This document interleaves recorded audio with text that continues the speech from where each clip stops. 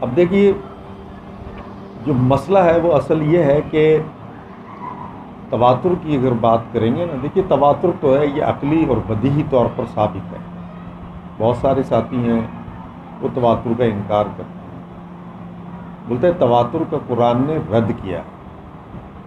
تو پہلے تو میں آپ کو سمجھا دوں کہ تواتر جو ہے وہ کیا ہوتا ہے.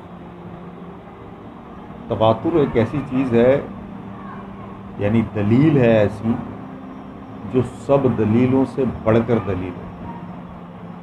سب سے مضبوط دلیل جو ہے نا وہ ہے ہی تواتر. ابھی مثال کے طور پہ دن میں جو اوپر آسمان پہ ٹکی ہے چمکتی ہوئی، یہ سورج ہے. کیا دلیل ہے آپ کے پاس؟ کیا دلیل؟ فیثاغورس جناب 3000 سال پہلے پیدا ہوا تھا، افلاطون پیدا ہوا تھا. کیا دلیل ہے آپ کے پاس؟ اچھا جی، بر صغیر میں 1000 سال تک جو ہے مسلمانوں نے حکومت کی. کیا دلیل ہے آپ کے پاس؟ پاکستان قائد اعظم نے بنایا تھا. کیا دلیل ہے آپ کے پاس؟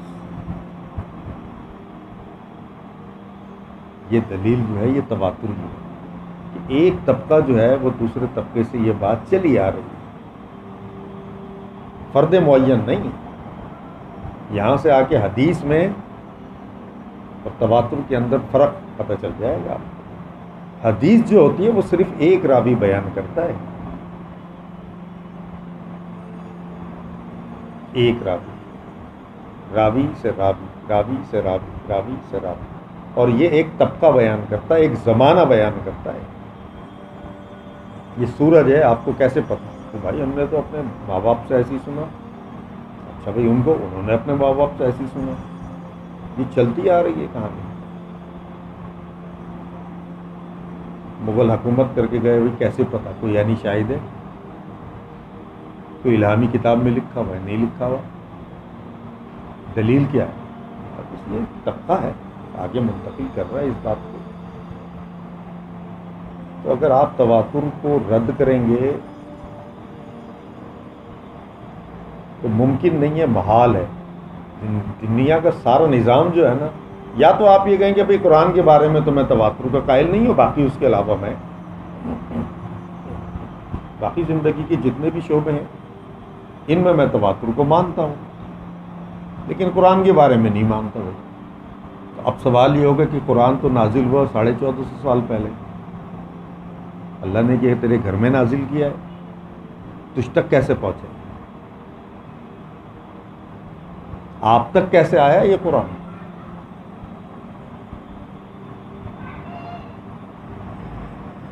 آپ اس کا ثبوت دیں. پھر تاج کمپنی والوں نے چھاپ دیا تو آپ کے گھر میں آ گیا. تاج کمپنی نہیں تھی تو کیسے تھا بھائی؟ پھر یہ قرآن، صرف قرآن کی بھی تم دلیل دے دو تھوڑی دیر کے لیے. ابھی مجھے یہ سمجھا دے کہ جب پہلی سورہ بقرہ پڑھتے تو لکھا ہوا الف لام میم، اور سورہ فیل پڑھتے ہیں تو پڑھتے ہیں اسی کو الف لام میم کو علم تر کیف فعل. یہ کیسے پتہ تجھے اس کو الف لام میم پڑھنا ہے اور اس کو علم پڑھنا ہے؟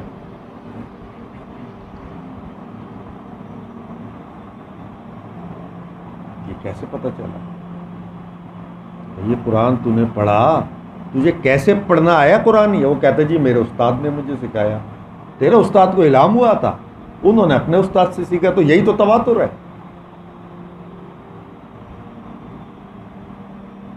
تو بھائی یہی تو تواتر ہے. ورنہ مجھے بتا دو بسم اللہ مجریہا و مرساہا، را کے نیچے کھڑی زیر ہے، اس کو کیسے پڑھتے ہیں حافظ جی؟ ہم اعلیٰ پڑھیں گے نا. را کے نیچے کھڑی زیر ہے. کھڑی زیر کا قاعدہ کیا ہے؟ دیکھا آپ نے؟ مجریہا، را کے نیچے کیا لکھا ہے؟ کھڑی زیر. کھڑی زیر ہے نا. آپ کیا پڑھیں گے اس کو؟ مجریہا. آپ نے تو پڑھا ہے نا جی، جہاں پر کھڑا زبر آئے کھڑی زیر آئے، اس کو ہم نے ایک الف کے برابر کھینچنا ہوتا ہے. تو مجرے ہم اعلیٰ کر کے کیوں پڑھتے ہیں؟ یہ کیسے پتا؟ کیسے پڑھے گا مجھے پتا؟ اللہ کے بندے، یہ جو اس کی قرات ہے اس کی جو تجوید ہے، اس کی شد مد، سمجھ گئے، زیر زبر، یہ سب اوپر سے چلی آ رہی ہے۔ ورنہ مجھے بتا دو کہ الف لام میم کو آپ الف لام میم علم کیوں نہیں پڑھتے؟ کس دلیل سے آپ اس کو الف لام میم پڑھتے ہیں؟ اور علم ترا کیفا کو الف لام میم کیوں نہیں پڑھتے؟ الف لام میم ترا کیفا تمہیں کس نے بتائی یہ بات؟ لا محالہ تم چاہے کتنا ہی انکار کرو، بتائی تمہارے استادوں نے، اس کو کس نے بتائی؟ یہی سوال لے کے چلو، اور یہ سلسلہ پہنچے گا اللہ کے رسول تک۔ انا علینا جمعہ وقرآنہ، یہ ہمارے اوپر ہے اس کا جمع کرنا اور پڑھانا۔ اللہ کے رسول کو کس نے پڑھایا؟ جبرائیل نے۔ اللہ کے رسول بھی نہیں پڑھ سکتے تھے، جب آ کے کہا نا اقرا، تو آپ نے کیا کہا؟ ما انا بقاری، مجھے نہیں آتا پڑھانا۔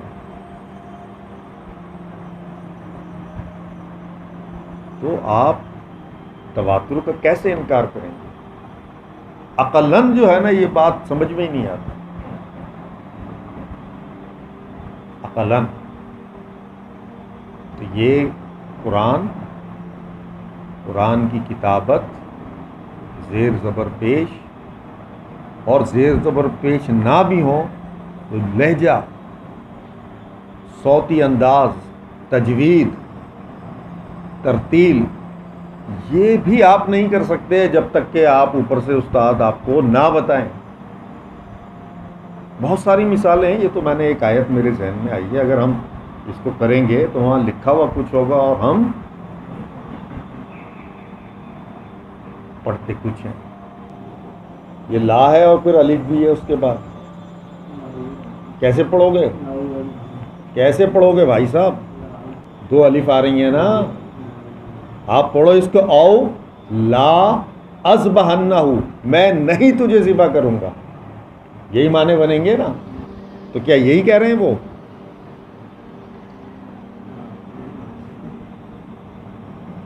بھائی صاحب بات یہ ہے کہ آپ قرآن کی اتنی باتیں کرتے ہیں، لوگ سمجھتے ہیں جی ہم قرآن کے جو ہے وہ پیغمبر بن گئے۔ آپ اس قرآن کو پڑھ بھی نہیں سکتے، یہ تواتر۔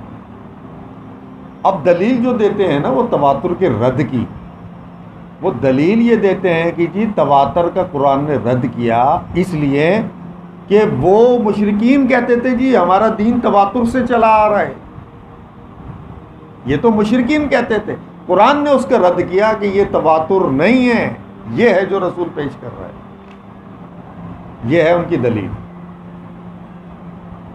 قرآن جو ہے وہ یہ کہتے ہیں کہ قرآن جو ہے تواتر کا رد کرتا ہے، کہ جتنے بھی مشرکین تھے یہ کہتے تھے ہمارا دین جو ہے وہ تواتر سے چلا آ رہا ہے، ہمارا دین تواتر سے چلا آ رہا ہے۔ تو اللہ نے وہاں رد کیا، تواتر کو کنڈیم کیا کہ یہ تواتر دین نہیں ہے، بلکہ جو رسول پیش کر رہا ہے یعنی قرآن یہ دین ہے۔ تو کہتے ہیں دیکھو تواتر کو رد کیا نا، جبکہ میں کہتا ہوں اسی آیت سے تواتر کو قرآن ثابت کرتا ہے۔ جس آیت سے آپ کہتے ہو کہ قرآن تواتر کا رد کرتا ہے، انہی آیتوں سے تو قرآن تواتر کو ثابت کرتا ہے۔ سورہ شورى میں ہم نے پڑھا تھا نا کہ شرع لکم من الدین ما وصى بہ نوحا، قرآن ان کے مقابلے میں اصلی تواتر پیش کرتا ہے۔ قرآن کہتا ہے یہ دین نیا نہیں ہے، یہ محمد صلی اللہ علیہ وسلم پیش نہیں کر رہے، بلکہ تم جس کو کہہ رہا ہو وہ تواتر نہیں ہے، وہ ادخال الباغین ہے، وہ لوگوں نے اس کے اندر، ہوا پرستوں نے، بدعتیوں نے، مشرکوں نے اس کے اندر ملاوٹ کی ہے۔ اور قرآن اصل تواتر کو پیش کرتا ہے۔ دیکھو اصل دین جو نوح علیہ السلام کے زمانے سے، جس کو ابراہیم کو ہم نے وصیت کی، جس کی موسیٰ کو کی، جس کو عیسیٰ کو کی، اور وہی دین رسول ہم نے تم کو پیش کیا، یہ ہے تواتر۔